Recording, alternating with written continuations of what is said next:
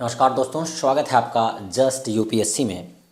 इसके पहले हमने लेक्चर में जो जलीय परितंत्र होता है, झील परितंत्र होता है, उसके विषय में बहुत अच्छे से डिटेल में जानकारी इकट्ठा की और उनके विषय में बताया, एक एक वर्ड बताया, कहाँ से क्या क्या चीज़ें इंपॉर्टेंट हैं जो एग्ज़ाम में आ सकती हैं, चाहे वो स्टेट एग्ज़ाम हो, चाहे वो फिर यूपीएससी एग्ज़ाम हो, कहीं से भी। ठीक है, अभी हम लोग जो आज यहाँ पढ़ने वाले हैं पर्यावरण प्रभाव आकलन। मैंने जैसे कि पहले बताया था EIA, इन्वायरमेंटल इफेक्ट या असेसमेंट इफेक्ट बोल सकते हैं उसको, कहीं कहीं इंग्लिश में लिखा होता है, लेकिन आप सब इतना याद रखिए पर्यावरण प्रभाव आकलन ये हमें पढ़ना है। ठीक, अब पहले ये देख लेते हैं होता क्या। ये एक प्रकार से नया चैप्टर की तरह इसको आप ले सकते हैं कि ये न्यू चैप्टर की तरह है। ठीक है, बहुत ज़्यादा जो पीछे हमने पढ़ा था बहुत ज़्यादा मतलब कि टॉपिक वाइज पढ़े हैं जो चीज़ें, बहुत ज़्यादा उस तरह में मतलब बोले तो कि जैसे मैंने हर जगह पे आपको बताया कि ये फलाना टॉपिक है, ये फलाना टॉपिक है, ये उसका टॉपिक है, वो उसका टॉपिक है, उस तरह की बात कर रहा हूँ मैं।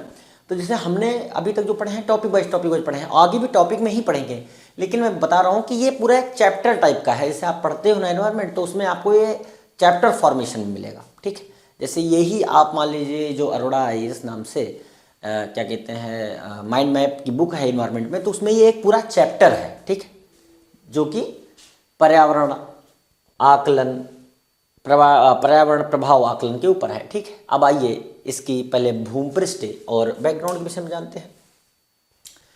जैसा कि आप सबको पता है कि पर्यावरण पर स्टॉकहोम घोषणा हुई थी और बेसिकली बहुत से लोगों ने, मान लो इसलिए बोल रहे हैं कि बहुत से लोगों ने पढ़ रखा होगा, ये नहीं कि यहीं से पढ़ रहे हैं, पहली बार पढ़ रखा होगा एनवायरनमेंट समझने के लिए, मान लीजिए वो वीडियो देख रहे हैं। तो पर्यावरण पर स्टॉकहोम घोषणा 1972 के लिए हस्ताक्षरकर्ता भारत ने जल 1974 और वायु 1981 प्रदूषण को नियंत्रित करने के लिए जल्द ही कानून बनाए। अब जब हम पर्यावरण आकलन प्रभाव, ये जो पर्यावरण के लिए आकलन किया जाता है वो किया कैसे जाता है, उनके लिए चीज़ें कहाँ कौन सी बनाई जाती हैं, तो कानून बनाए जाएंगे, कुछ नियम बनाए जाएंगे, कुछ रूल बनाए जाएंगे। जो कानून नियम रूल जो ये दुनिया भर की एक ही चीज़ है, जब बनाए जाएंगे तो उन्हीं से ये पता लगेगा कि कितनी हम पर्यावरण की कितनी क्षति हमारे यहाँ से हो रही है और वास्तव में हम कहाँ पर स्टैंड कर रहे हैं। तो उनके अंतर्गत ही स्टॉकहोम घोषणा 1972 में डिक्लेयर हुई। भारत उसका एक साइन करने वाला हस्ताक्षरकर्ता देश है और उसी के अंतर्गत भारत ने एक सीक्वेंस में जल से रिलेटेड अधिनियम 1974, वायु से रिलेटेड अधिनियम 1981, इन सब को बनाया। और भोपाल गैस त्रासदी के बाद हमने 1986 में पर्यावरण संरक्षण के लिए एक समग्र अधिनियम को लागू किया। ये भारत के लिए असिस्ट करते हैं, ये भारत के जो पर्यावरण आकलन का काम है इनके द्वारा होता है। ठीक है, यही हम बताना चाहते हैं और यही यहाँ भी ये चल रहा है। अब पर्यावरण संरक्षण अधिनियम 1986 के तहत भारत ने 1994 मतलब 1994 में अपने पहले EIA पर्यावरण प्रभाव आकलन मापदंड को अधिसूचित किया, जो प्राकृतिक संसाधनों तक पहुंच, उपयोग, प्रदूषण को नियंत्रित करने वाली गतिविधियों और विनियमित करने वाले विभिन्न प्रकार के कानूनी ढांचे को एक समान रूप देता है। ठीक, या एक समान रूप से स्थापित करता है। हर विकास परियोजना को पहले से पर्यावरण स्वीकृति प्राप्त करने के लिए हमें क्या करना होगा, EIA प्रक्रिया से गुजरना पड़ेगा। जब मतलब एक बात याद बता दें, अभी एक वाकया है झारखंड के छत्तीसगढ़ के मुख्यमंत्री थे और वहाँ पर क्या हो रहा था कि एक कन्वर्सेशन चल रही थी श्रीमाननीय नितिन गडकरी जी के साथ में, नाम उनका गडकरी है, बेसिकली गोल गोल है तो समझ सकते हैं आप। तो उनके साथ एक कन्वर्सेशन चल रहा था उनका, तो उन्होंने बोला कि हम अपनी सड़कों को जो है, वहाँ के जो CM थे छत्तीसगढ़ के, वो को कह रहे हैं कि हम अपने यहाँ की सड़कों को जो है बहुत अच्छा करना चाहते हैं सर, तो इसके ऊपर आप क्या सुझाव देना चाहते हैं। तो गडकरी जी ने ये सीधा सीधा कहा कि आप जो है वो ये जो हम पढ़ रहे हैं ना EIA, इसका हमें क्लियरेंस दिलवा दीजिए आप हमें इसका क्लियरेंस दिवा दीजिए और डिपार्टमेंटल जितनी कार्रवाइयाँ होती हैं वो करके हमें पास आप भेज दीजिए। मैं आपको विश्वास दिलाता हूँ, यकीन दिलाता हूँ कि आपकी सड़कें अमेरिका से भी बेस्ट सड़कें दिखेंगी। मैं ऐसी सड़क बना के दूंगा। तो ये एक वाकया बेसिकली मुझे याद आ गया, इसलिए बता दिया। तो यहाँ से आपको इनकी स्वीकृति के बिना आपको कोई काम आपका नहीं होगा वर्तमान में। तभी तो हमें पता लगेगा कि पर्यावरण का कितना नुकसान हो रहा है, कितना फायदा हो रहा है। भारत में पर्यावरण प्रभाव आकलन वैधानिक रूप से पर्यावरण संरक्षण अधिनियम 1986 द्वारा समर्थित है। देखिए यहाँ जो मैं बता रहा हूँ भूमपृष्ठ, ये पूरी की पूरी भूमपृष्ठ ही इतनी इंपॉर्टेंट है कि हर एग्जाम में आ सकती है, मतलब स्टेट में और यूपी पीसीएस में, और एग्जाम छोटे एग्जाम भी होते हैं उनमें भी बहुत इंपॉर्टेंट है। स्टॉकहोम कन्वेंशन जो है आपका, ये ऊपर दिया हुआ है जैसे कि मैंने पढ़ा, स्टॉकहोम घोषणा वो कब हुई थी, सन पूछ लेता है। स्टॉकहोम कन्वेंशन घोषणा के साथ साथ एक पेयर बना के देते, उसमें हुआ क्या था वो पूछ लेगा, किससे रिलेटेड है वो पूछ लेगा। तो ये सारी की सारी भूमपृष्ठ इंपॉर्टेंट है, इसलिए मैंने अलग से बताने की जरूरत नहीं समझी, एक में बता दे रहा हूं मैं।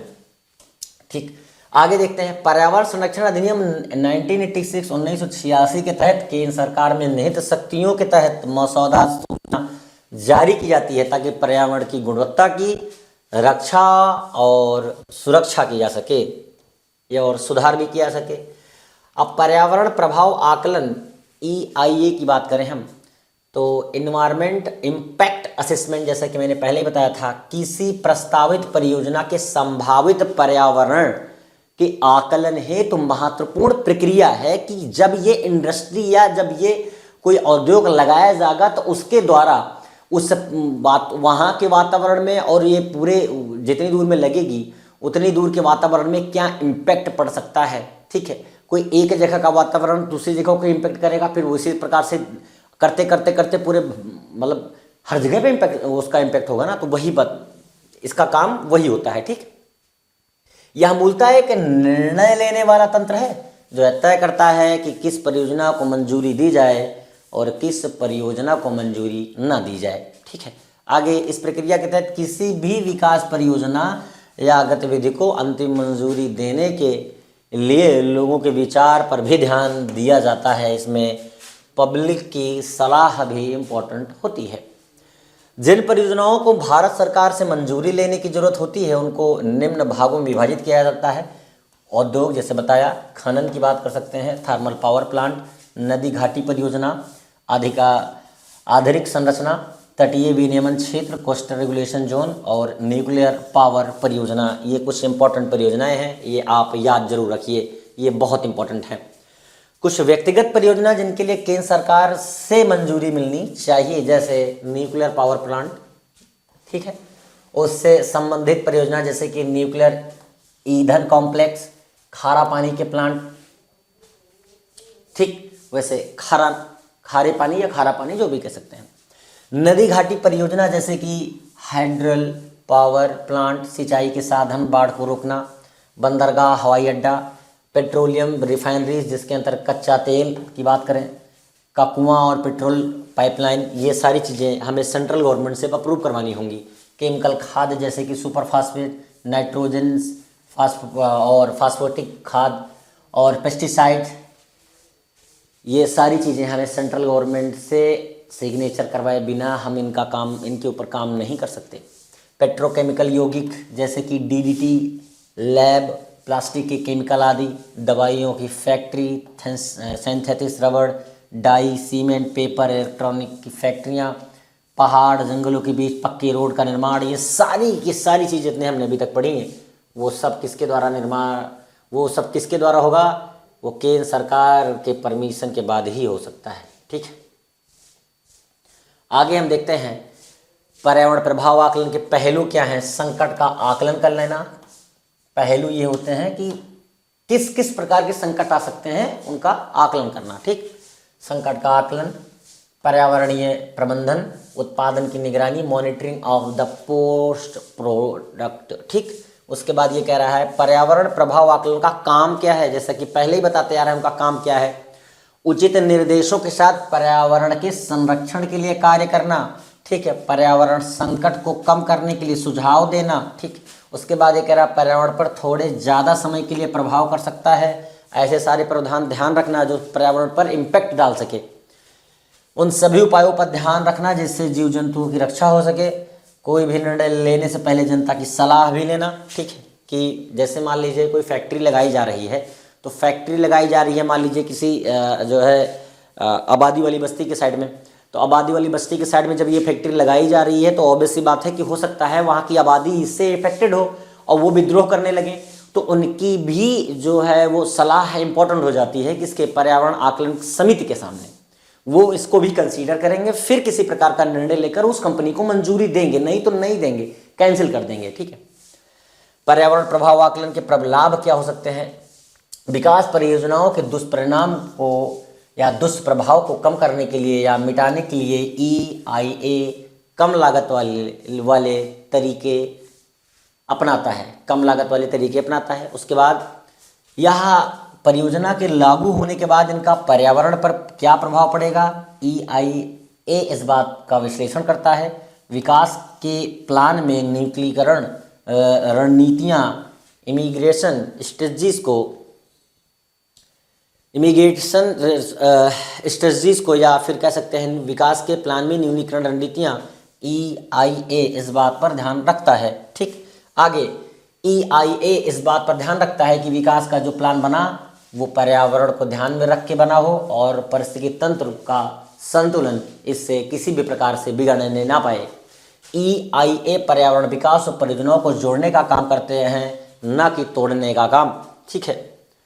आगे इनके प्रभाव के आकलन में पर्यावरणीय अवयव क्या क्या हो सकते हैं, जैसे हवा हो सकती है। अवयव क्या क्या है जो पर्यावरण प्रभाव आकलन समिति काम करती है, वो किन किन चीज़ों को मॉनिटर करती है जिससे उनको ये पता लगता है कि यहाँ पोल्यूशन कम है, यहाँ पोल्यूशन ज़्यादा है, यहाँ पर इन चीज़ों को नहीं होना चाहिए। उसमें सबसे पहले हवा है। दिल्ली NCR में बोलते नहीं हैं कि बहुत गंदी जो वायु है, मतलब सांस लेने में दिक्कत हो रही है, बोलते हैं, तो वही है पहला हवा। हवा की गुणवत्ता का मानक एयर क्वालिटी स्टैंडर्ड प्रदूषण का मानक है। किसी क्षेत्र में प्रदूषण उत्सर्जन इमिशंस का प्रभाव, किसी विकास परियोजना से कितना प्रदूषण मात्रा या कितना प्रदूषित मात्रा हवा में उत्सर्जित होगी। मौसम संबंधी तथ्य जैसे कि हवा की गति, दिशा, नमी क्या है। प्रदूषण का आसपास के वातावरण पर कितना प्रभाव पड़ेगा। शोर मतलब समझ सकते हैं कि भाई रात में 12 बजे DJ लगाकर किसी घर के सामने अगर आप बजाओगे तो अच्छा लगेगा, नहीं लगेगा, तो वही कह रहे हैं शोर का कितना स्तर रहेगा। शोर के स्तर को कैसे कम किया जाएगा। पानी के स्रोत क्या होंगे, किसी क्षेत्र में पाए जाने वाले पानी के स्रोत, उनका स्तर, भूजल। प्रस्तावित परियोजना का जल स्रोत पर क्या प्रभाव पड़ेगा। जैविक पर्यावरण की बात कर रहे हैं तो प्रस्तावित क्षेत्र में पाए जाने वाले वनस्पति और जीव की बात कर रहे हैं। जब वे परियोजना स्थापित हो जाएं तो उनका जैविक वातावरण पर क्या प्रभाव पड़ेगा, जैविक तनाव, ठीक। भूमि की बात करें अगर हम, मिट्टी की विशेषता, भूभाग पर उपयोग, जल निकासी पैटर्न, यह सब विकास परियोजनाओं के कारण प्रभावित होंगे। ऐतिहासिक स्मारक और स्थलों पर होने वाले प्रभाव।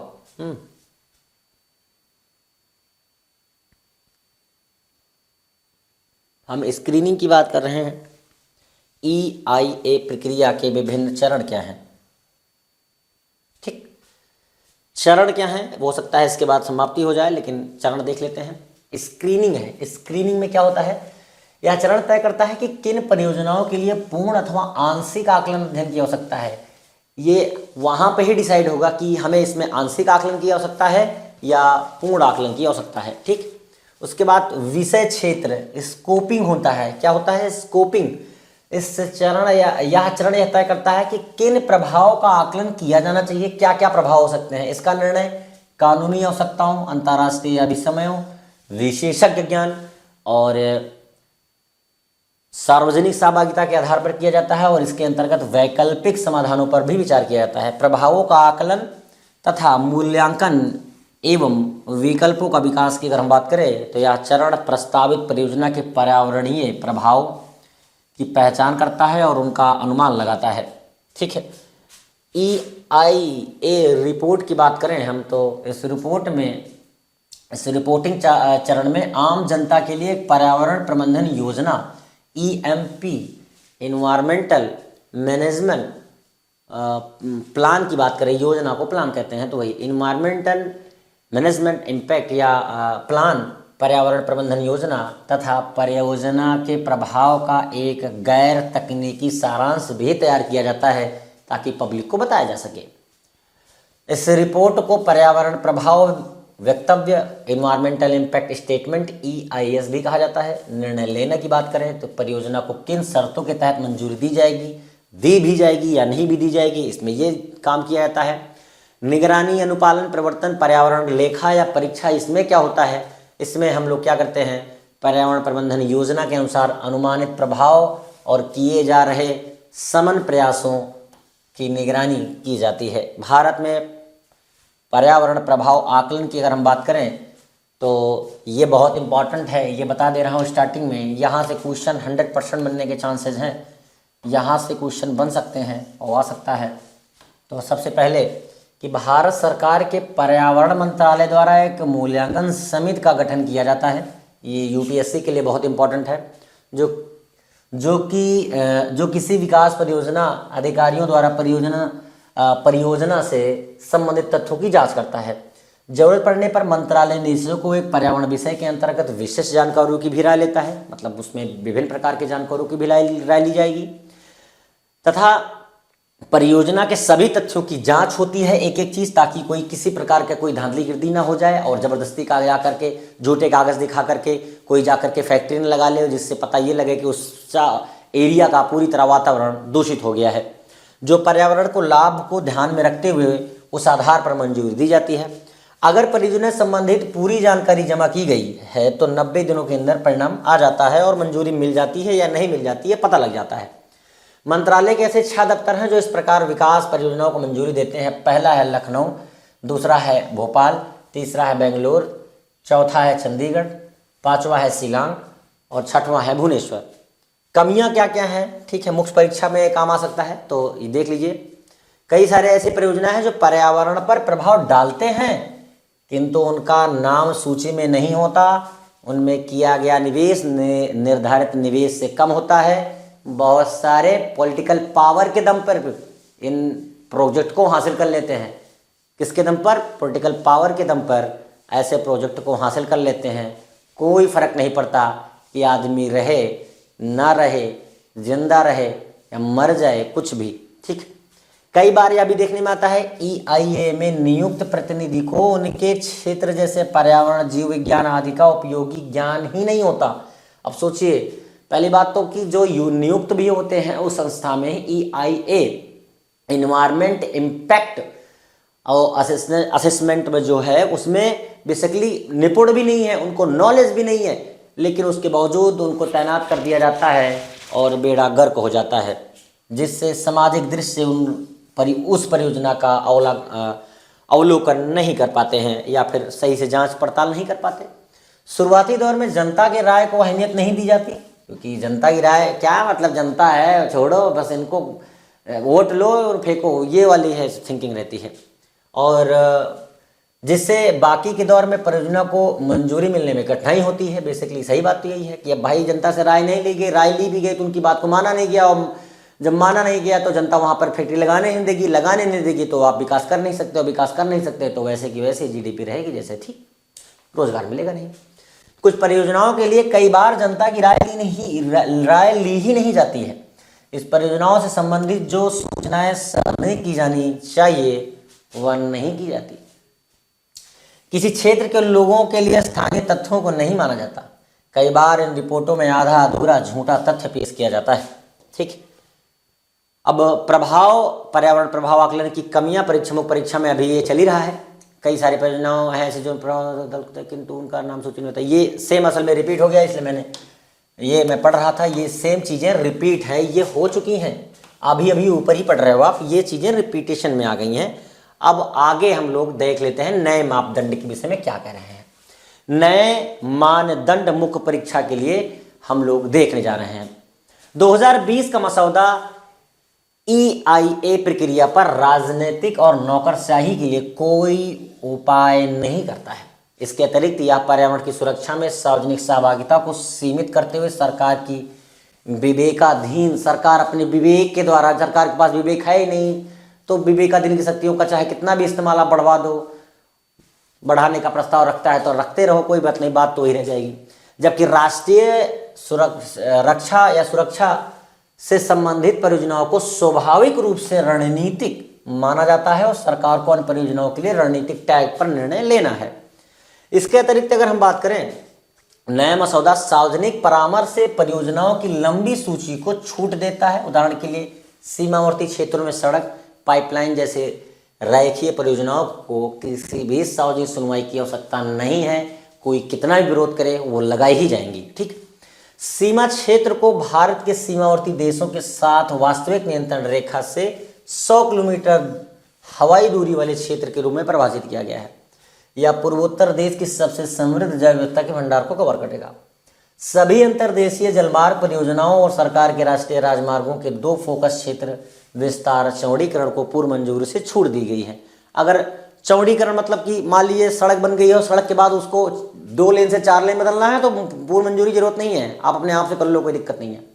इनमें वे सड़कें शामिल है जंगल के माध्यम से जंगल को माध्य से कटती हैं और प्रमुख नदियों को नदियों का भी कटान करती हैं, मतलब जंगल के मध्य से जा सकती हैं और नदियों का कटान हो रहा है तो कोई भी दिक्कत नहीं है, ये भी है। ठीक, नदियों के कटान करती हैं। ठीक, नए मसौदों में 2 सबसे महत्वपूर्ण बदलाव post facto project clearance public trust सिद्धांत को छोड़ने का प्रावधान है। पर्यावरण अधिनियम का उल्लंघन करने वाली परियोजना अब मंजूरी के लिए आवेदन कर सकेंगी। यह बिना मंजूरी के संचालित होने वाली परियोजनाओं के लिए मार्च 2017 की अधिसूचना का पूर्ण मूल्यांकन किया गया है। ठीक है, अब हम लोग देखेंगे भारत में आर्द्र भूमि। एक प्रकार से EIA पूरा का पूरा चैप्टर था आपका, बहुत इंपॉर्टेंट था। उसमें बताया गया कब कहाँ कैसे इसका निर्माण हुआ, किस प्रकार से हमारे यहाँ क्या क्या काम हो रहे हैं। वहाँ टेस्ट सीरीज लगाओगे आप, पेपर उठा के देखोगे आप, सब जगह पे इसके क्वेश्चन मिलेंगे ही मिलेंगे, पॉसिबल ही नहीं है कि ना मिले। अगला चैप्टर समझ लिया, टॉपिक है आर्द्र भूमि, जो कि हम पढ़ चुके हैं अच्छे से, लेकिन फिर से भारत के कुछ आर्द्र भूमि के नाम यहाँ पे डिटेल में हम लोग पढ़ेंगे। तो मिलते हैं नेक्स्ट चैप्टर में, तब तक के लिए नमस्कार।